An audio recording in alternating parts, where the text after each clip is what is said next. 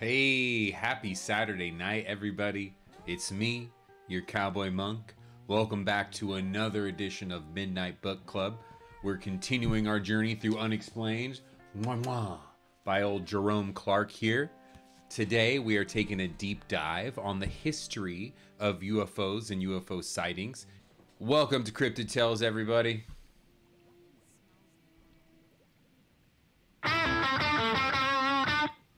Cryptid Tales. And on tonight's edition, we are learning about the history of UFOs. We're going to start all the way in the late 19th century and continue to the 90s. And we're going to go over briefly things like Roswell, alien abductions, and all that fun stuff. And of course, as I'm reading, if it jogs anything in your memory or you remember a story from your family or an encounter that you've had with the unknown, aliens, UFOs, Bigfoot, or whatever it may be, please let me know, because as always, we're ready to believe you. So without further ado, let's dive right on in.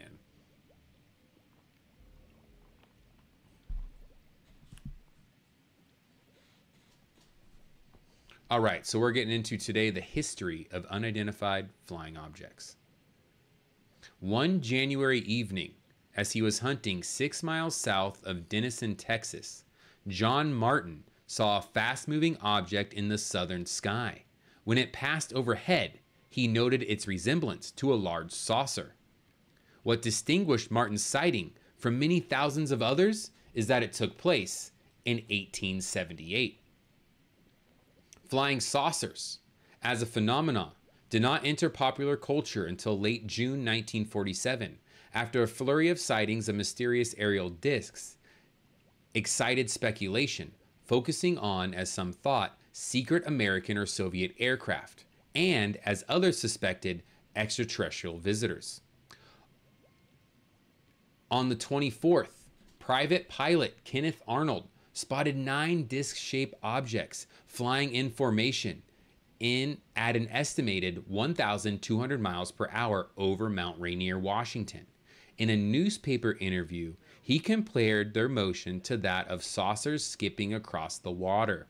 Soon afterwards, an anonymous headline writer in the Pacific Northwest coined the phrase flying saucer, and the UFO age had begun.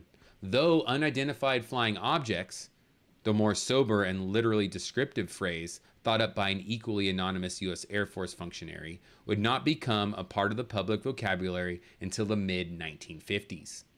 Yet, as the Martin Report indicates, flying saucers and UFOs were around before 1947. In fact, from November 1896 until May 1897, newspapers all across America were filled with stories of mysterious airships, cigar-shaped objects often said to flash brilliant searchlights that at least some theorists, not to mention more than a few hoaxers, linked to visitors from Mars. Reports of what could reasonably be called UFOs appear sporadically in scientific journals and newspapers in the earlier decades of the 19th century, but are rare and non-existent before that. Pre-1800 reports of anomalous aerial phenomena sometimes get cited as evidence of the UFO phenomenon's long history, are more credibly explained as manifestations of nature or the psyche. UFOs seem a relatively recent presence. Airship scares continue into the 20th century, though extraterrestrial theories were soon eclipsed by fears of hostile, usually German aeronauts, or by expectations that a secret inventor was flight testing his breakthrough in aviation technology. History attests that neither Germans nor reclusive geniuses were responsible. Other kinds of UFOs were also being seen with growing frequency. Some witnesses even spoke of landed ships and strange-looking occupants. The kinds of reports that decades later would be called close encounters of the third kind. More often, objects of the various shapes destined in our time to become familiar, if unsettling, sights were observed in the air. Even so, only Charles Fort, who lived from 1874 to 1932, who chronicled such manifestations in 3 books published between 1919 and 1931. Those are the books we need. Those are the original books on UFOs, original modern books on UFOs by old Chuck Fort, old Charlie Fort. He was the one who kept interplanetary theories alive. So Chuck Fort, old Chuckles Fort, the original weirdo, he kept the interplanetary theories alive. During World War II, Allied pilots in both the European and Pacific theaters called them Foo Fighters and assumed they were Axis devices. The Soviets were thought wrongly to be behind the ghost rockets that inundated Northern Europe during much of 1946. So that is the prehistory of the modern day UFO phenomenon before 1947. Then after this, after it gets into the history after 1947, of course, so after World War II, pretty much. All right, now let's get into the official history. The role of official agencies in UFO investigation is a subject of continuing dispute.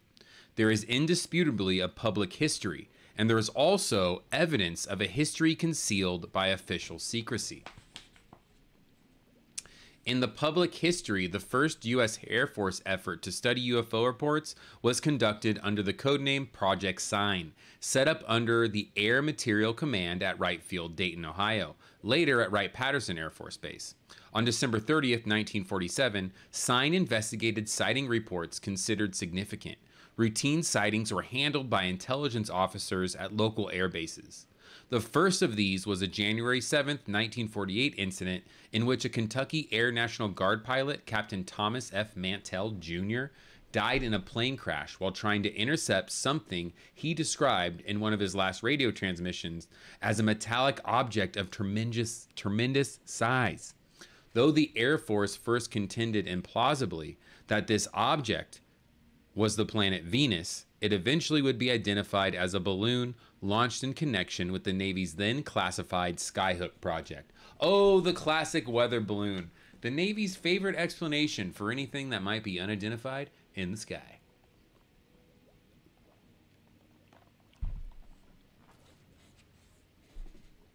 A more impressive report came later in 1948 from two Eastern Airlines pilots, Clarence C. Childs and John B. Whitted. As their DC-3 flew over Alabama at 2:45 a.m. on July 24th, Childs and Whitted sighted a wingless torpedo-shaped object as it streaked past them. It had 2 rows of square windows from which Childs reported a very bright light was glowing. Underneath the ship, there was a blue glow of light. A flame extended 50 feet from the rear. The UFO, in view for no more than 10 seconds, was also seen by a passenger. Sign investigators learned that an hour earlier, a ground maintenance crewman at Robins Air Force Base in Georgia had observed an identical UFO. Moreover, 4 days before that, a rocket-shaped object with 2 rows of windows had been seen over The Hague, Netherlands. Interesting. So there you go. Same type of UFO seen all over the world. And what we have here, so this is a UFO apparently that was photographed in New Mexico by the Holloman Air Force Base. I'll show you all that real quick. Ooh. Whoop. Check this. So there's that. Apparently that was a picture of UFO taken over Holloman Air Force Base in New Mexico. Take it for what you will. I'm no photo expert. And we also have another one here. And this one was earlier in the book. So this is also another New Mexico UFO in 1963. New Mexico is where it's at. So hoax or not, who knows? But this one was taken in New Mexico, 1963. So that's another one. When was this one taken? So apparently this is a UFO that landed, the one I just showed you, and the person who sighted it talked to the occupants for 90 minutes. Hopefully we will get to read about that encounter. That'd be cool. What'd they talk about? By the time of the Childs-Whitted sighting, Sign had split into factions with differing views of the flying disc mystery. One held that the objects were interplanetary spacecraft, another that they were Soviet secret weapons, yet another that they were mundane phenomena that had been misinterpreted. Because it seemed clear that the child's witted object was neither terrestrial nor conventional, the first faction boldly prepared an estimate of the situation that argued that UFO evidence pointed unmistakably to otherworldly visitation. The estimate, classified top secret, was sent through channels all the way to the Air Force Chief of Staff, General Hoyt S. Vandenberg, who rejected it and ordered all copies burned. The document remained secret until 1956, when a book by a retired Air Force UFO project officer, Edward J. Ruppelt, reported the story behind it. Though the other sources backed Ruppelt's account, for years the Air Force insisted the document was a fiction, created as a Pentagon UFO spokesman put it in 1960.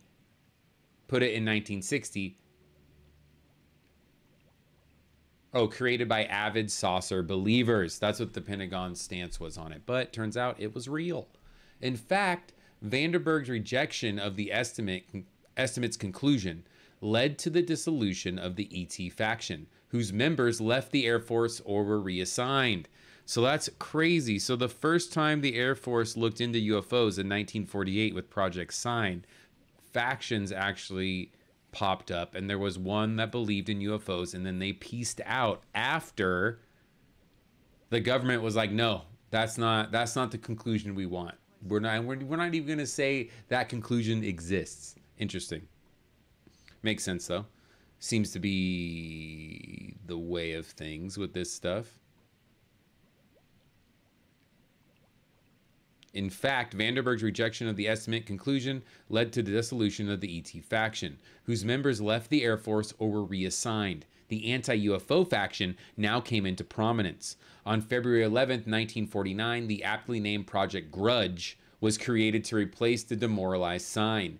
Grudge devoted itself to minimal investigating and maximum debunking, and by the end of the year, its files had been put into storage. By the summer of 1950, it was down to a single investigator, Lieutenant Jerry Cummings.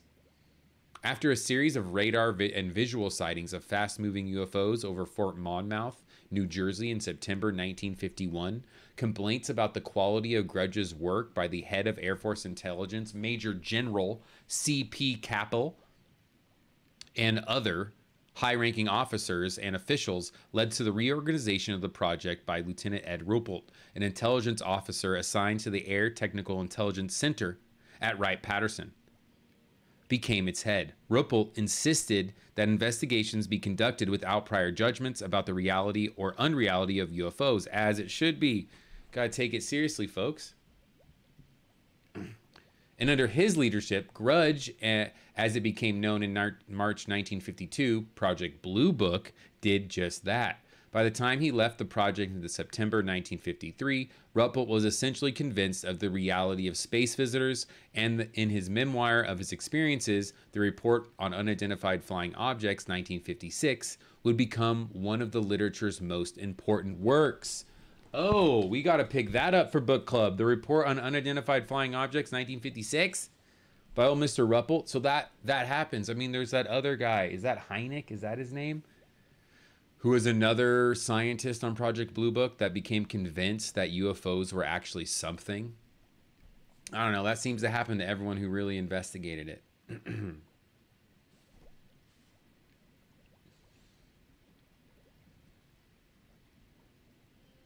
Blue Book, however, would revert long before to the pattern Grudge had set. The summer of 1952 sighting wave investigated this renewed skepticism, culminating in a spectacular series of radar and eyewitness observations over Washington, D.C. on the weekends of July 19th through the 20th and 26th through the 27th. Intelligence channels, this is like a legit sighting. There's newspaper articles all about it, but yeah, there was UFOs over the White House for several days, and there were several sightings of them. Pretty cool. Leading to high-level concerns about the Soviet Union's ability to exploit this communication logjam and also to use UFO stories for psychological warfare purposes. Ooh. Because of this concern, in January 1953, a panel of 5 scientists, all UFO skeptics, were secretly convened to examine Blue Book's data. Over the next 4 days, they spent a total of 12 hours considering various sighting reports, as well as 2 UFO films, one taken in Montana and the other in Utah, before declaring further official study as a great waste of effort. The Robertson panel, named after its head physicist, the CIA employee H.P. Robertson, recommended a public debunking campaign that would result in the reduction of public interest of flying saucers. It also urged that civilian UFO groups be watched because of their potentially great influence on mass thinking. The apparent irresponsibility and the possible use of such groups for subversive purposes should be kept in mind. Wow. I mean, it's just like... No matter what the group is, if a group rises to prominence and they have an idea that's different from the official story, and when I say the official story, I mean that's different from the government's take on things, they automatically become public enemy number one. And this is not just in the UFO space, it's also in the social activism space. It reminds me of COINTELPRO, which was in the 60s and 70s, the FBI's program against social activist groups, especially people like the Black Panthers and all that. They created wars, murdered people, did all this dirty stuff in order to get the public to not like these social activist groups. It makes you think about UFOs and the UFO community. How it's very easy to just consider people, you know, off to the side, off the rocker, whatever it is. But just interesting how it made me think of COINTELPRO. But yeah, so it's a whole psyop as well. They had Project Blue Book that was done by legit scientists. The scientists that originally put together Project Blue Book were like, yo, aliens exist or UFOs are out there. The Air Force didn't like that answer because they'd have some splaining to do to the US public, right? They'd have to be like, well, you know, of course we're watching it, everyone's safe, they're afraid people are going to freak out, which is all understandable. But it's all stuff they'd have to face if they were to agree with the original scientists that UFOs are real. So they give it to some skeptics and they're like, hey, check this out. And we want you to find reasons for these not to exist.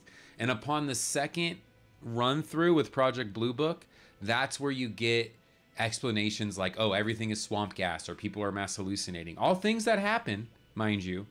But to apply them to almost every case, it's like, I don't know. That's a lot. It's a lot to take in.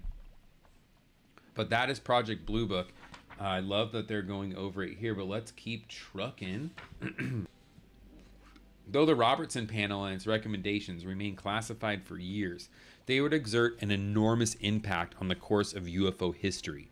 The Air Force began immediately to reduce Blue Book status and resources, and after Ruppelt's departure, the project became mostly a public relations exercise devoted to explaining sightings by whatever means necessary, and downplaying their significance. Even the Air Force's chief scientific advisor, astronomer J. Allen Hynek, what up? Legendary J. Allen Hynek, who had attended the meetings, would complain the Robertson panel made the subject of UFOs scientifically unrespectable, and for nearly 20 years, not enough attention was paid to the subject to acquire the kind of data needed to decide the nature of the UFO phenomena. Again, something that's kind of like just out there right on the edges of consciousness or whatever it may be, they'd make ridiculous. It's a strategy. The Air Force botched an opportunity to do just that when it prepared Project Blue Book Special Report 14, released in October 1955. The report had its genesis in a January 1952 agreement between Grudge and the Bartlett Memorial Institute, a think tank based in Columbus, Ohio. Bartlett's responsibility was to analyze UFO reports and in other ways to assist the Air Force in dealing with the problem. The work was to be incorporated into Project Stork, a classified ongoing Bartlett examination of Soviet technological warfare capabilities.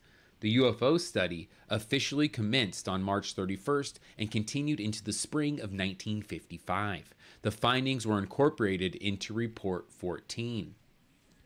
The Stork study found that from a number of points of view, the best UFO sightings were puzzling indeed.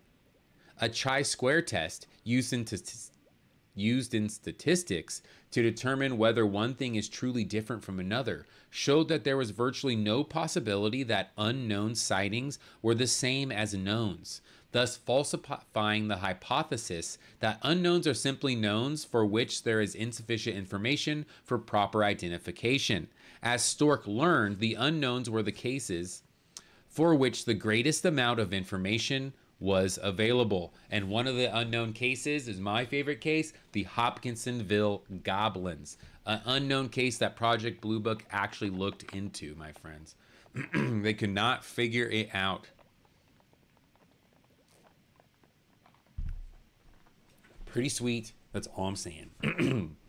This was not what the Air Force wanted to hear, and even Stork scientists blanched at endorsing what looked like incontrovertible evidence for the extraordinary nature of the UFO phenomenon. A manipulation of data that would be criticized by virtually every independent scientist who studied Report 14. Hynek would call it utterly incredible. Allowed Secretary of the Air Force Donald A. Quarles to declare, on the basis of this study, we believe that no object as those popularly described as flying saucers have overflown the United States. And there you go. And now UFOs are set to be ridiculed until now, the modern day, when we get the little Tic Tac sighting, and now they're back in the fold, called UAPs now, a little different. The Air Force's consistently negative stance towards UFOs and its often contrived solutions of sightings fed widespread suspicion that the debunking was a cover for real concern about the phenomenon's implications. Perhaps critics such as retired Marine Corps Major Donald E. Kehoe charged the Air Force was well aware of the reality of the extraterrestrial visitation, but feared worldwide panic if it acknowledged as much. In March 1966, after much publicized sightings in Michigan, and Air Force Representative Hynek's dismissal of some of them as inspired by swamp gas, Blue Book became the object of withering press ridicule and congressional criticism. Testifying before the House Armed Services Committee on April 5th, Hynek urged that a civilian panel of physical and social scientists examine the UFO problem critically for the express purpose of determining whether a major problem really exists.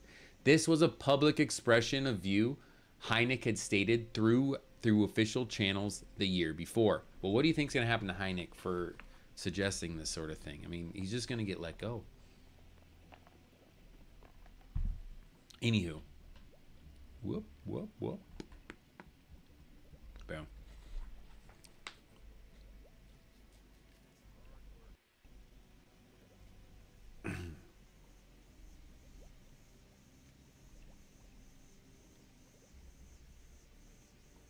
By now, UFOs have become a major public relations headache to the Air Force, which, hoping someone would take the problem off its hands, was only too happy to follow Hynek's advice.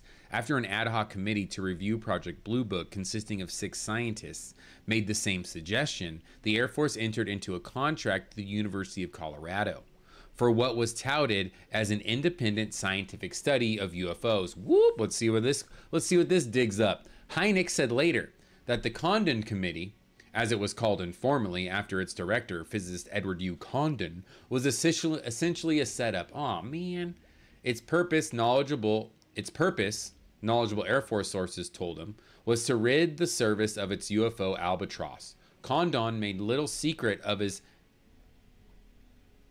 hatred of the subject, and soon the operation was embroiled in controversy.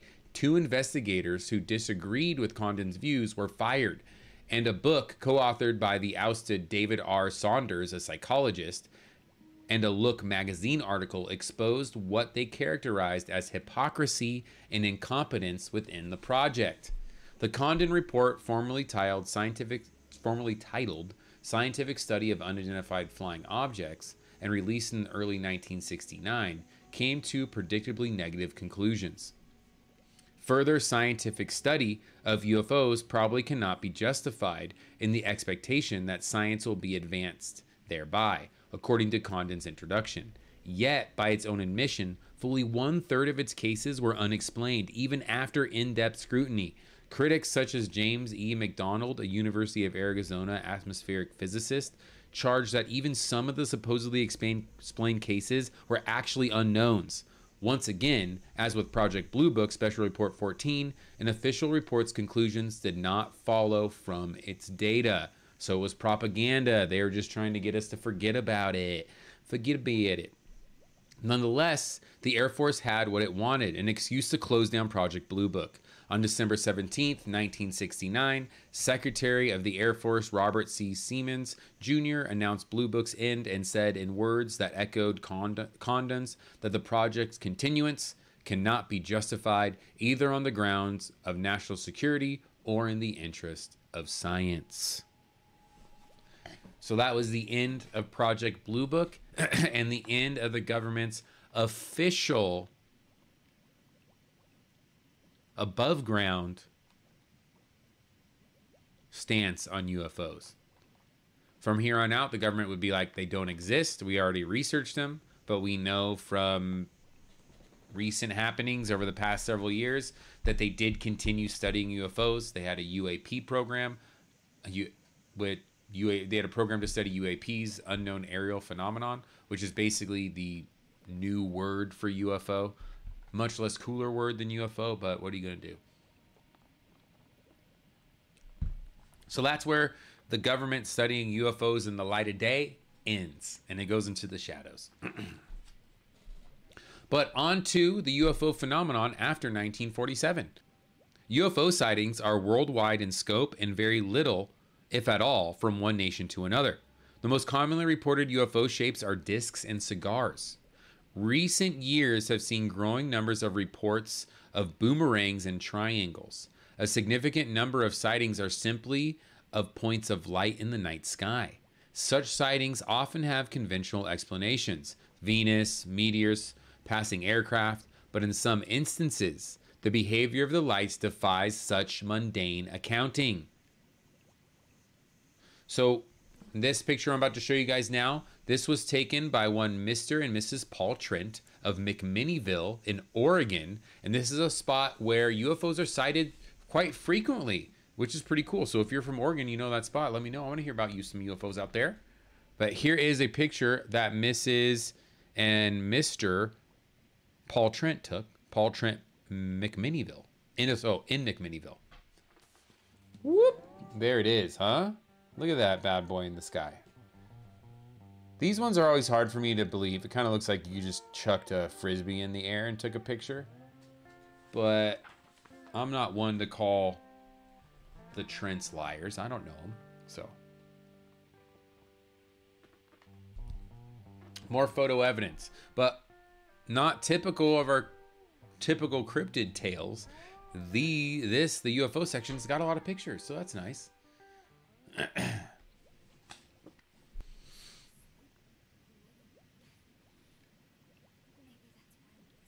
In his 1972 book, The UFO Experience, another book we got to pick up, written by the man himself, Hynek broke reports into these general categories: nocturnal lights, daylight discs, radar/visual cases, close encounters of the first kind, which is a UFO seen less than 500 feet from the witness. Then there's close encounters of the second kind, which is a UFO physically affects its environment, so like burns in the area, depressions in the ground. Then there's a close encounter of the third kind, and that's where occupants are observed in connection with a UFO sighting. So that's pretty cool. So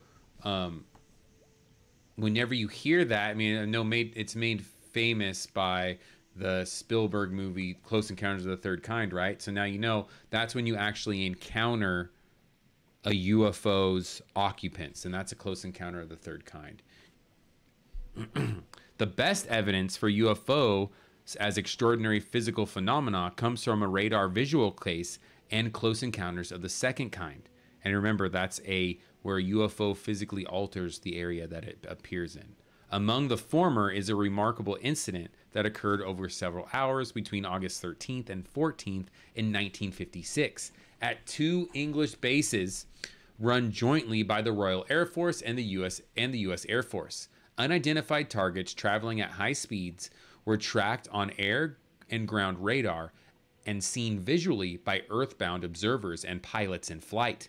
The Condon Committee's investigator, physicist Gordon A. Thayer, later concluded the apparently rational, intelligent behavior of the UFO suggests a mechanical device of unknown origin as the most probable explanation for the sighting. Well-documented well documented close encounters of the second kind of the landing trace variety took place late on the afternoon of January 8th, 1981, when an old man working in his garden in Transin province, France, reported that he had witnessed the landing of a ship in the form of two saucers upside down, one against the other. The object rested on the ground for a short period of time before flying away. In its wake, it left traces of impressions and other evidence of the presence of a large vehicle. An intensive investigation of the report was mounted by France's official UFO monitoring agency, Groupe Étude des Phénomènes Aérospatiaux, which took soil, or it's also called the GEPAN, which took soil, leaf, and plant samples to France's leading botanical laboratory, headed by Michael Boinas. In 1983, in a 60-page scientific monograph on the case, GEPAN noted that the leaves had inexplicably lost 30 to 50% of their chlorophyll and had aged abruptly in ways that could not be duplicated in the laboratory. There was evidence of an occurrence of an important event which brought with it deformations of the terrain caused by mass mechanics and heating effect, and perhaps certain transformations and deposits of trace minerals.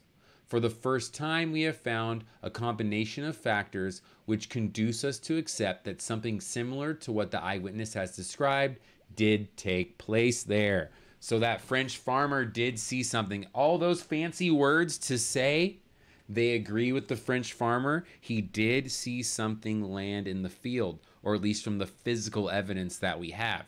And remember, that's a close encounter of the second kind when a craft lands and leaves physical evidence.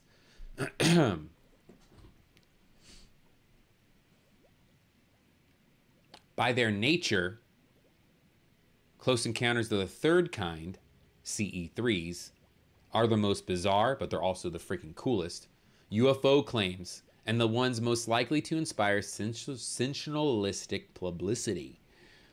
For some early ufologists, they were the most difficult to accept. Yet even on those rare occasions when it investigated such reports, the Air Force confessed it could not explain them. In most cases, the witnesses, both multiple or independent witnesses, seem credible, and psychological inventories of such claimants have indicated that they are not mentally ill. Close encounters of the third kind range in variety from brief sightings of humanoids, clearly all close encounters of the third kinds described humanoids, to abductions, not clearly, sorry, nearly all close encounters of the third kind describe humanoids, to abductions, into UFOs, and interaction with their occupants. One of the best attested close encounters of the third kind happened in Boani, Papua New Guinea, on the evenings of June 26th and 27th in 1959. An Anglican missionary from Australia, the Reverend W.B. Gill, and 36 other witnesses saw through the dome of a hovering UFO illuminated human-like figures. Gill thought they were busy at some unknown task, flying the spaceship. During the second sighting, Gill and others waved at the figures, who waved back. That is so sweet. That is so nice to get a wave back from the UFO people.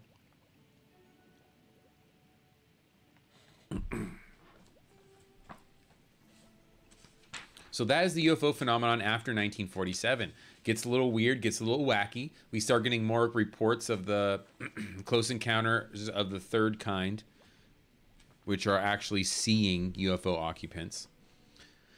Close encounters of the first kind must happen quite often. I feel like I had one time. I'm not sure, though.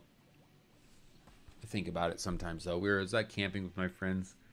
We were all just laying on our backs looking in the sky, and we just see something that's moving erratically, and they just kind of went and disappeared.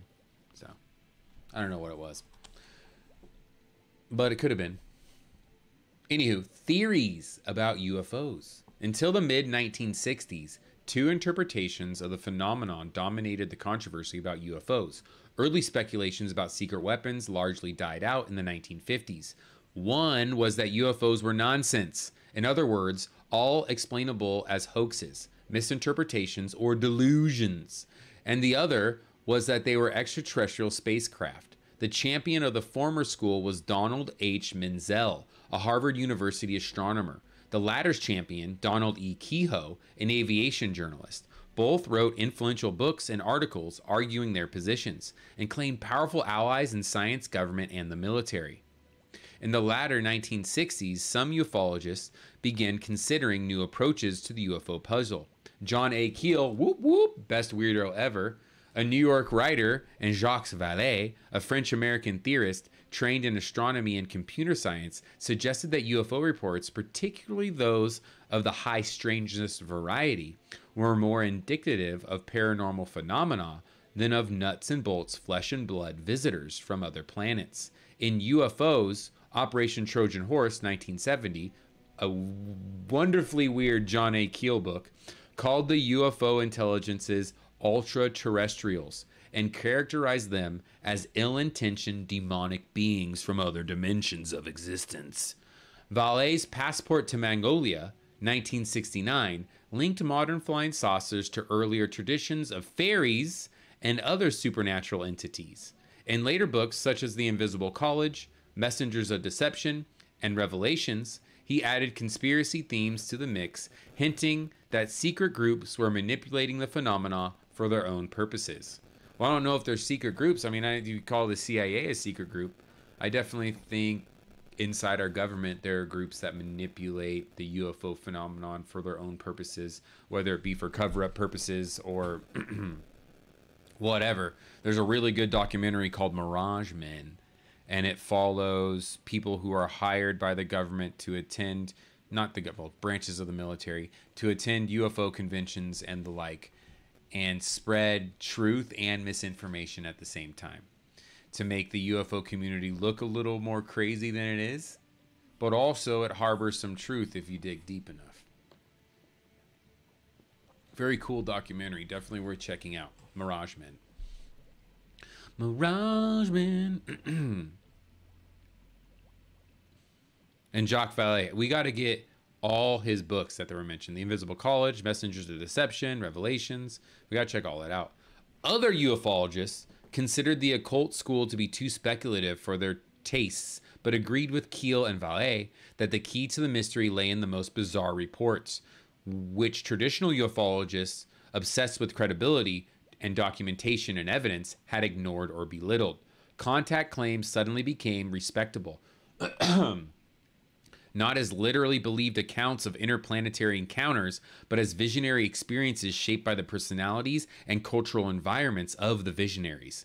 Thus, those UFO encounters not otherwise explainable as misidentifications or hoaxes or poorly misunderstood natural phenomena, such as earthquake lights and ball lightning, were seen as no more than unusually vivid dreams. Abductions by extraterrestrials, for example, were just a space-age variant of what earlier ages would have experienced as kidnappings by fairies or as kidnappings by demons or devils, as we know from our small journey into the Encyclopedia of Witchcraft and Demonology, where that author explicitly states how a lot of these stories have now been turned into UFO and alien encounters. They have the same themes as encounters with demonic presences from, a time gone, but in our modern age, our brains are more attuned to having encounters with aliens and UFOs and flying saucers.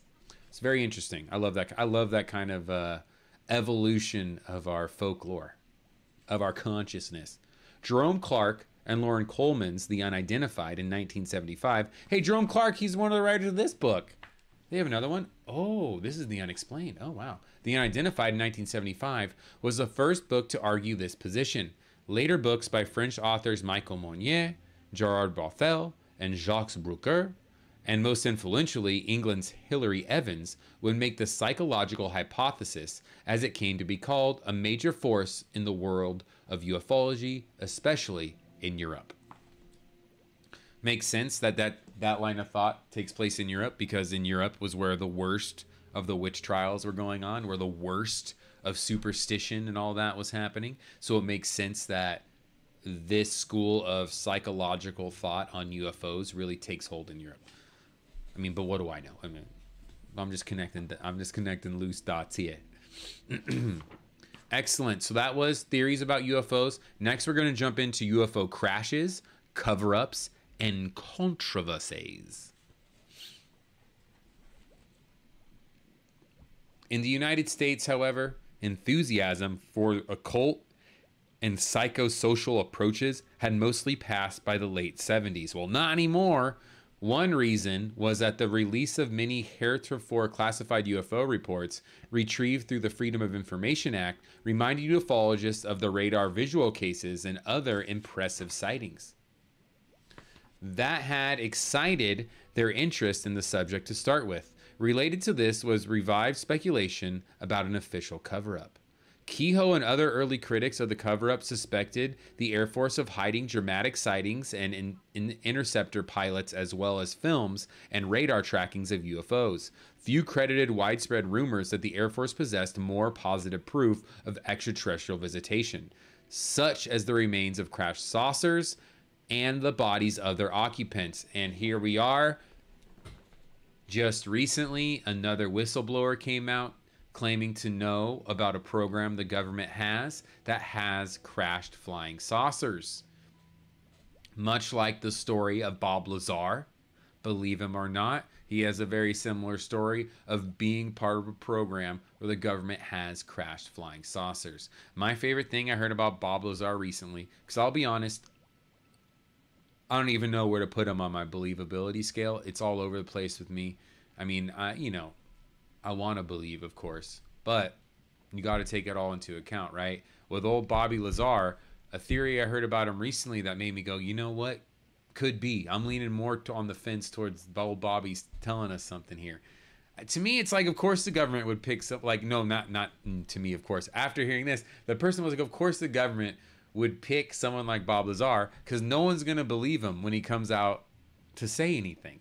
Because he has a shady past, because they're able to kind of expunge his record pretty easily because he is an actual scientist. That's how he makes his money. So he did go to school somewhere to get his degree as a physicist or whatever it is. So that was just interesting. It's like, oh, of course. He was not someone who would be believed. So they had let him in low level on a program just to see maybe he can crack the code. Or maybe they were just showing him things that they wanted him to go tell because they knew that he would.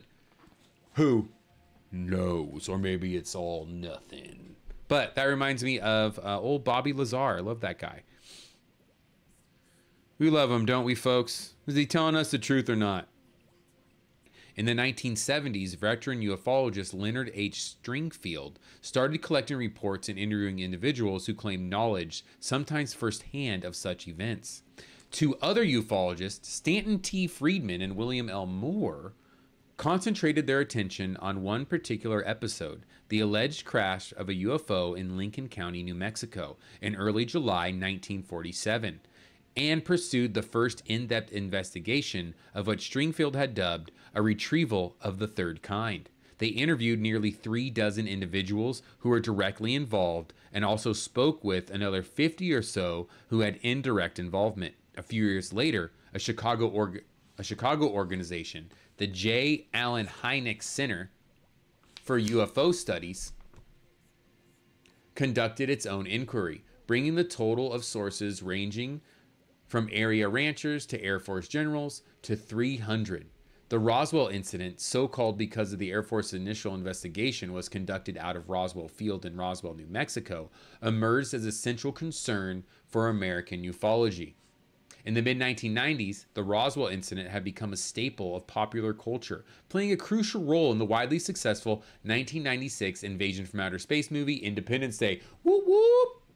A movie that changed a generation. Roswell itself had exploited the legend for all it's worth, most prominently with the museum that had brought hordes of tourists from all over the world.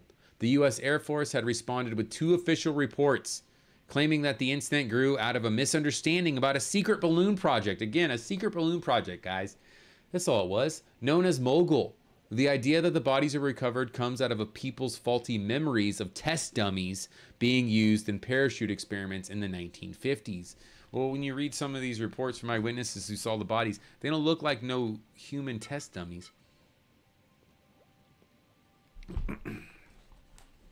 Eventually, the debate about what did or did not happen at Roswell in July 1947 had stalemated, with each side pointing to a body of evidence that it believed validated its particular interpretation. Ain't that how it is? Within both camps, some key information changed their within both camps, some key informants changed their stories, either intentionally or unconsciously, and it became painfully clear. Without access to relevant government and military documents from this period, investigations dependent upon decades-old memories are doomed to frustration.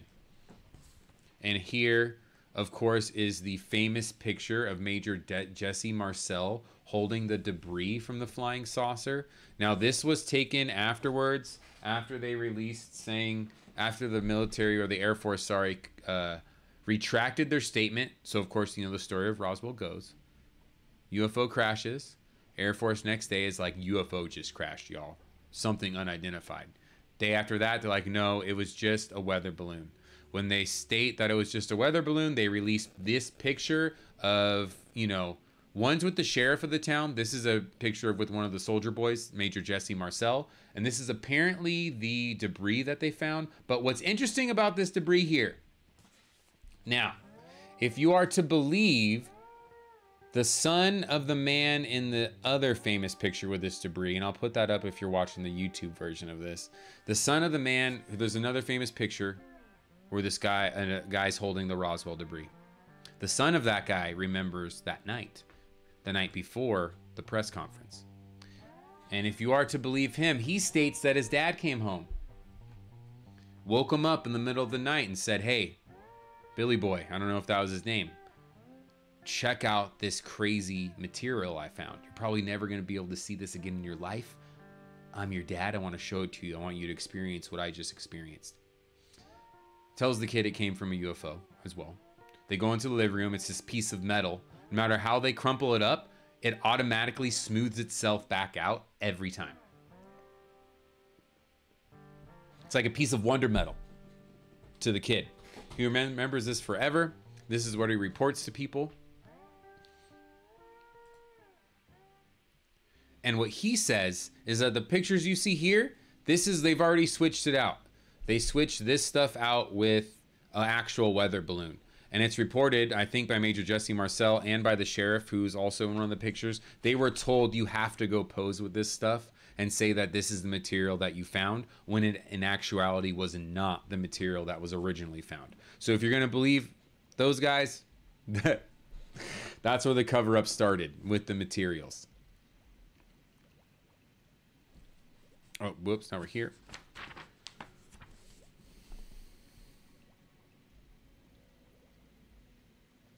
Though the Roswell incident itself seemed, if impossible to resolve, certainly genuinely puzzling, it carried with it a host of questionable claims. Moore reported that his investigation of the Roswell incident brought him into contact with cover-up insiders within military and civilian intelligence agencies. These individuals, to whom he assigned various avian pseudonyms and whom he dubbed the Birds, Falcon, Condor, Sparrow, and so on, related fantastic tales, not only of spaceship crashes, but of face-to-face contact between aliens and UFO government representatives.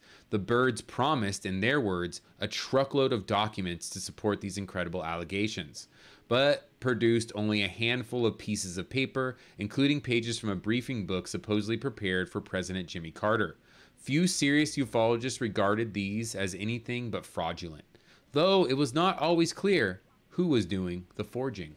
I mean, that, the Birds and stuff like that, that reminds me of Mirageman, what we talked about a little earlier. The government purposefully putting out information, wild information about things, and within that, sandwiching some real stuff.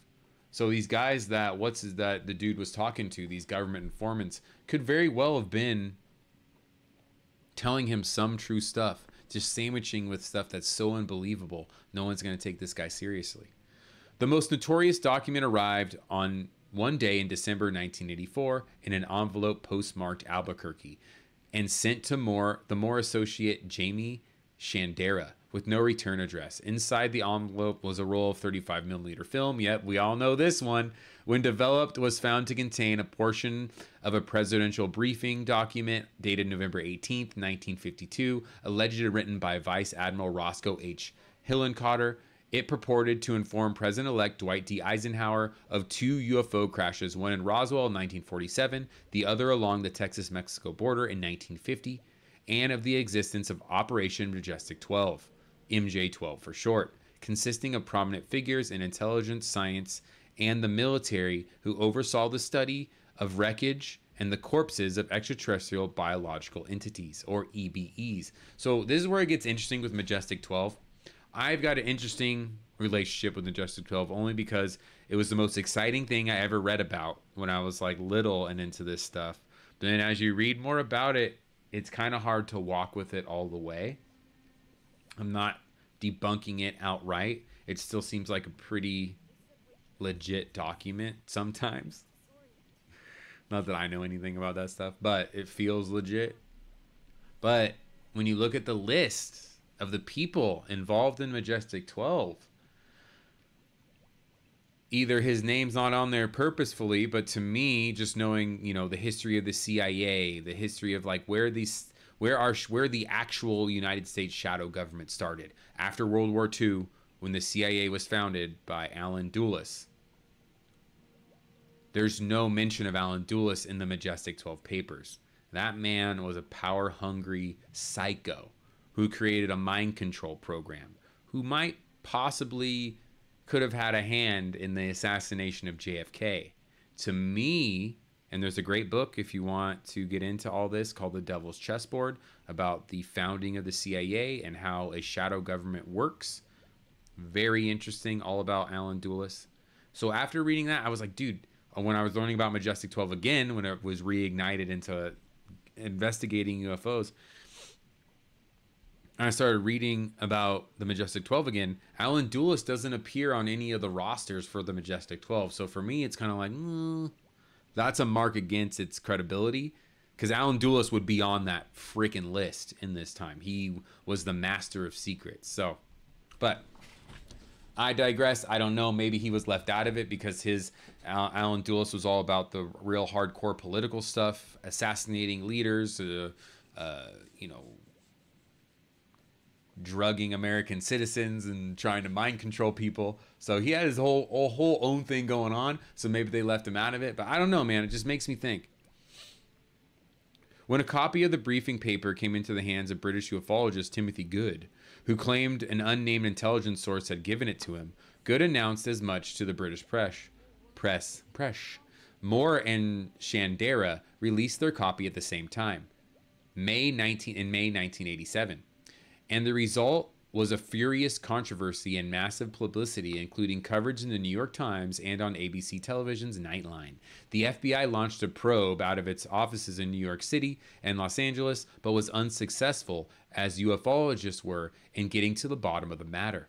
For technical reasons having to do with a suspicious signature and format problems, the document is dismissed by all but a few diehard defenders. Yeah, so I mean, that was the big thing. It mentions the formatting problems. That's another thing too. When you look back at the MJ-12 documents, government documents have a format they follow, and they do not deviate from this. They're very serious about these things.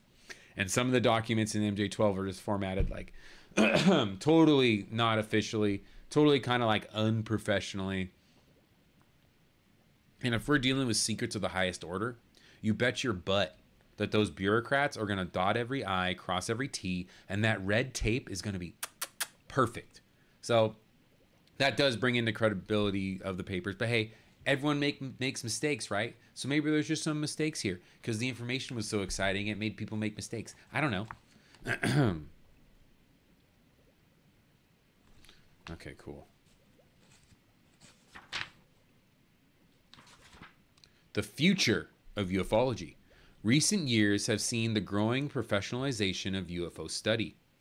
This is partly the result of the natural maturation process, but it also has to do with the influx into UFOs ranks of social scientists and mental health professionals.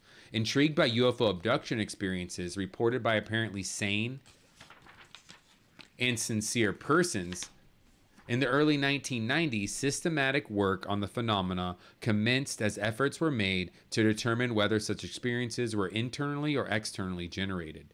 Other researchers devoted themselves to efforts to document the history of the UFO phenomenon, like this book here, publishing sober, intellectually disciplined books, monographs, and articles that shed light on the official involvement, pre-1947 sightings, radar/visual cases, and other matters. Between September 29th and October 3rd, 1997, at a conference organized by the Society for Scientific Exploration, a 9-member panel of scientists reviewed evidence put forth by 8 ufologists